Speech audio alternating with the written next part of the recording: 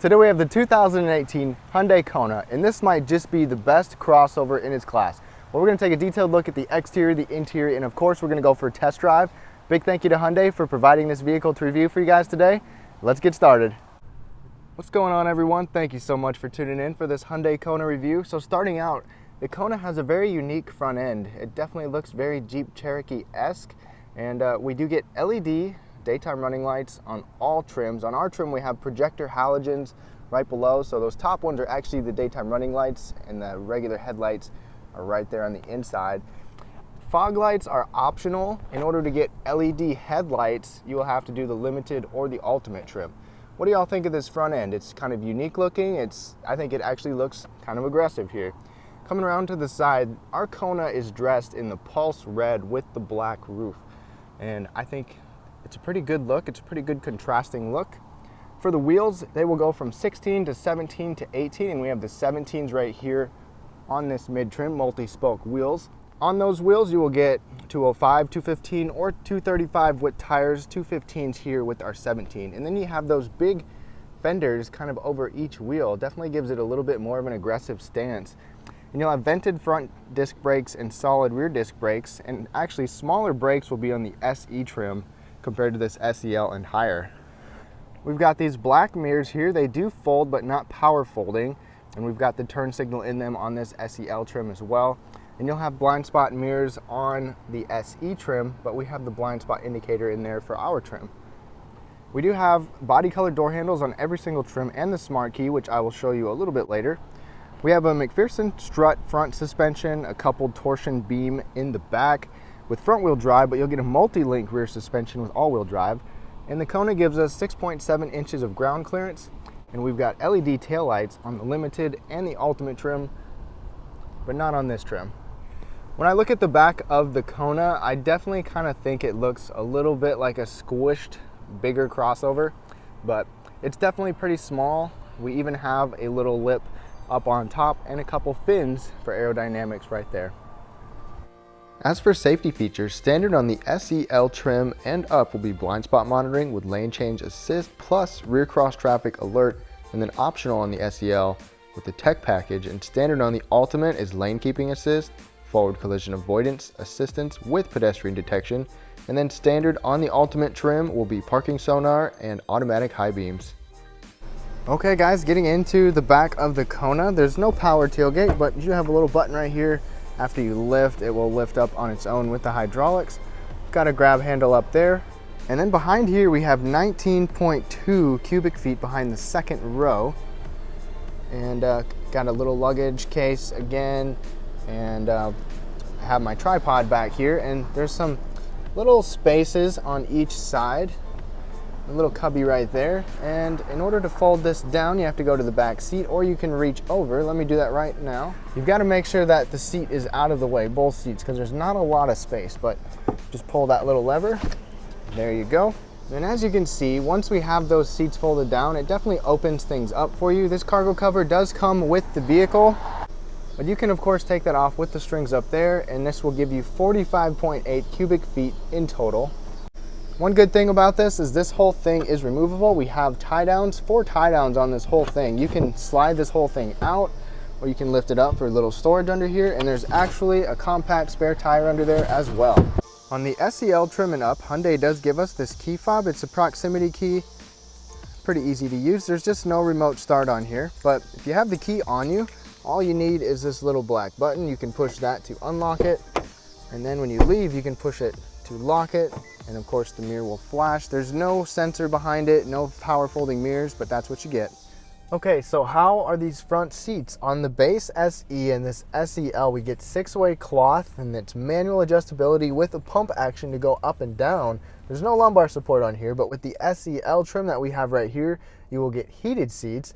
And then on the tech package, it is available for 8-way power with lumbar support, but these seats are fairly comfortable actually. They kind of have some decent bolstering to them. They have these cool inserts on the inside to make them a little bit unique, and even though the lumbar support isn't adjustable, I think it's just fine. They're a little bit firm, but when I sit here upright, I've got the seat all the way down, and I've got a ton of space above my head, which is pretty awesome. And on top of that, the steering wheel here can move in and out a pretty good range as well as up and down. So there's no trouble getting that where you want it. My biggest complaint is this stinking armrest over here is rock hard, and I'm far enough back at 5'9" that my elbow just doesn't have anywhere to go that's soft, because this pillar is hard too. But once you get to the limited or the ultimate trim, you get heated leather 8-way power seats with lumbar support. Now hopping into the front seat of the Kona, we've got hard touch materials literally everywhere on the door. Even that armrest is hard touch plastic, something that's a little disappointing, but this does kind of have a unique texture to it, which looks nice. But automatic driver and passenger up-down windows, a really good sized bottle holder actually. Usually I cannot fit my bottle in some vehicles. A pretty solid door slam from the Kona, and when we move across the dash and the interior, there's a lot more really hard touch plastics everywhere. Every single thing in here is pretty much hard touch. You do still get the same kind of material on the dash as you did on the door. That's my biggest knock on here. Otherwise, everything looks really simple. I like the layout and the way things look. It's easy to use and simple to use. With the smart key system, foot on the brake, start it up. The steering wheel is leather wrapped, and it does have some decent sport grips right here with that stitching on the inside. It does feel pretty good, and the steering wheel controls are easy to use. I do like these knobs right here that kind of like little toggle switches, but cruise control, voice settings, volume controls, control our screens, both the big and the small screen. Do have a couple controls over here, traction control, blind spot monitoring, lighting as well. Taking a look at this 3.5-inch multi-information display, you can control it with the steering wheel. That information display is not the best or the highest quality. It's basically just a trip computer, and that fuel economy, that 28.4, is close to what I've been getting with some idling, mixed driving, and then you got your tire pressure, and then you can customize the way things are in this vehicle when you get in it, which is pretty nice. On this trim, our big tablet style screen is a 7-inch screen. I think it looks okay. Some people have mixed feelings about this, but everything is really easy to use. This is our home screen right now, and you can customize what you have on there. You can go to just the radio screen, just your media screen. You can seek through everything. Hit the home button to go back. Even have a quick button for your phone and a favorites right here. It's a pretty responsive screen in general. It's not the best, but I do like how it's easy to use. It's touchscreen, but it still has some physical buttons. Then of course, with the setup, you can control different settings and kind of customize things the way you want them to. You've got an actual volume knob, an actual tuning knob. Those are both nice to see. And then in our SEL trim, we do have just regular air conditioning controls. These are some pretty big, bulky knobs, and it does work well. I actually don't mind this at all. It's very simple and easy to use. No electronics to mess around with. And then we have a pretty good sized storage bin right there. Sometimes I will put my phone there. See, my wallet is right there. We've even got 2 fast charging USB ports right there, an auxiliary port and the USB port that you can use for Apple CarPlay and Android Auto, and a 12-volt power outlet.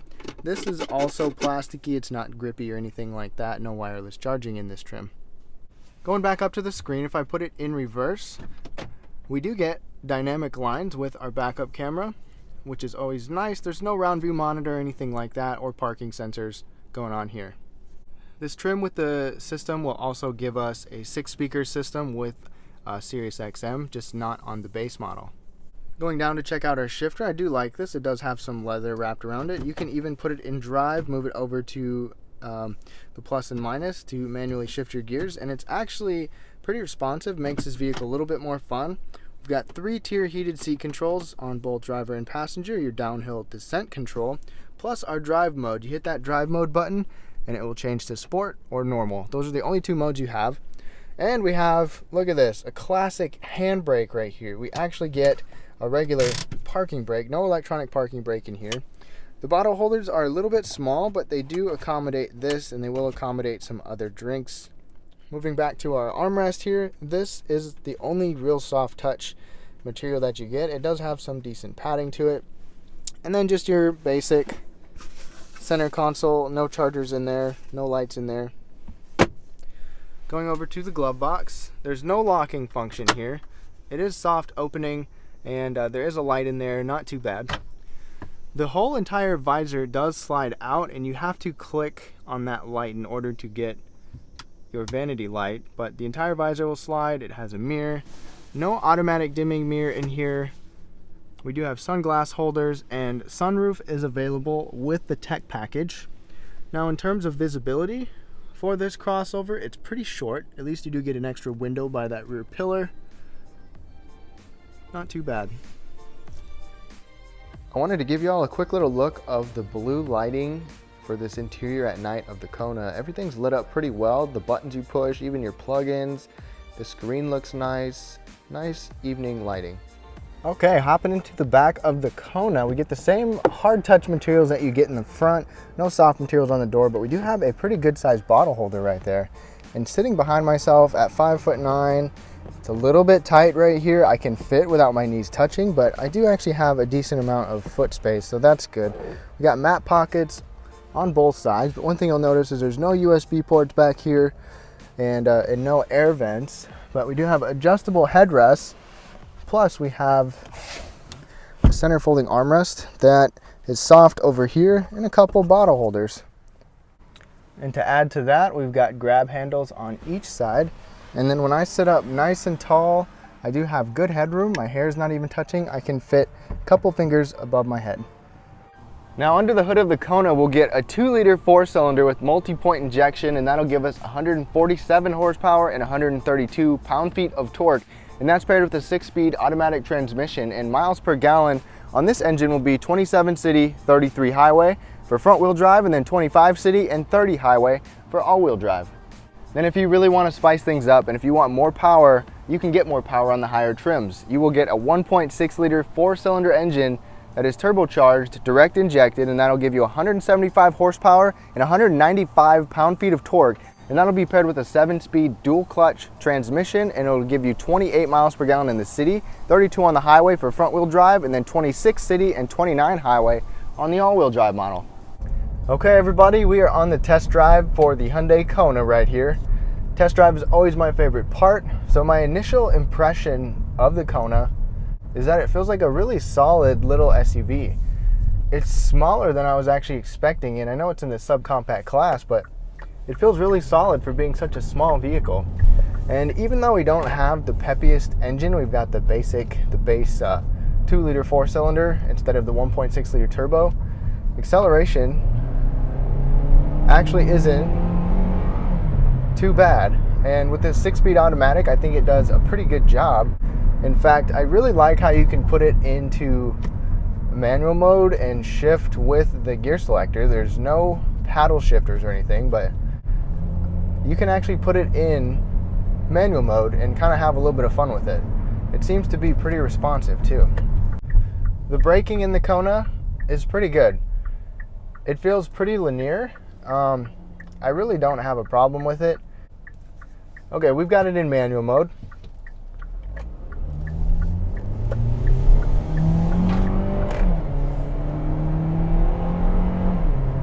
All right, and we can get up to speed pretty quick there.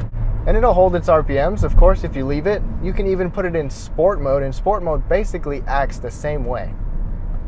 The overall ride comfort in the Kona is probably middle of the road. I think in terms of the handling and the ride comfort, it's definitely a good balance. It's not really good one or the other. It does feel like a pretty nimble SUV. The steering feels pretty precise, and it's actually not super lightweight. It's got a good medium weight to it, so it's got a good feel to it. More on the ride comfort, sometimes I've definitely noticed that it's maybe a little bit rough compared to some others, compared to the Nissan Kicks, maybe the CHR as well. And I think part of that has to do with the fact that we've got such a short vehicle. It's not very long at all. We've got a short wheelbase, which definitely can impact that ride comfort negatively. I'm gonna go ahead and put it in sport mode. And it's automatically gonna hold the RPMs a little bit.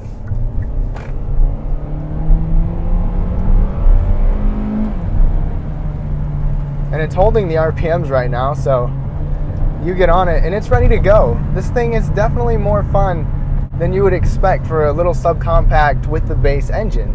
I'm glad they have a 2-liter instead of a 1.8-liter or something smaller. In terms of the noise, vibration, and harshness, I have actually noticed a few rattles from, it seems like maybe the passenger dash and the passenger pillar, and even a little bit over on my pillar over here. And I don't know what it is. I've tried to kind of listen in and see, but there's just a little bit of rattle every now and then, which can get kind of annoying. And hopefully that's just on this specific vehicle, because overall it feels pretty darn solid. It's really easy to drive the Kona around town. It's just so small. It's pretty nimble. It's really easy to maneuver and handle. And it's kind of been a joy to drive for being a subcompact crossover. So here's the deal. In conclusion, I've read and I've seen some reviews where people claim that this is the best subcompact crossovers, and I'm definitely not going to argue that. It really does offer a lot, especially once you get into the higher trims, the available better powertrain, bigger screen, the sound systems, the safety tech. Even though we're missing out on a little bit of stuff, it's a pretty good offering from Hyundai. The handling is definitely not too bad. You know, like I said, it's got a pretty good balance between the ride comfort and handling. Easy to toss around. It's a great vehicle, just like Hyundai says, a good urban adventurer. So that's going to be the end of this review. Thank y'all so much for watching. I do have a comparison video of this with the Nissan Kicks if you do want to see that. I've reviewed the Toyota CHR, the Honda HR-V, the Nissan Kicks, this. So please be sure to check those out. Leave your thoughts down below. What do you think of the Kona? Let me know. Please be sure to subscribe if you haven't subscribed already. I do reviews every single week. Thank y'all so much for watching, and we'll catch you next time.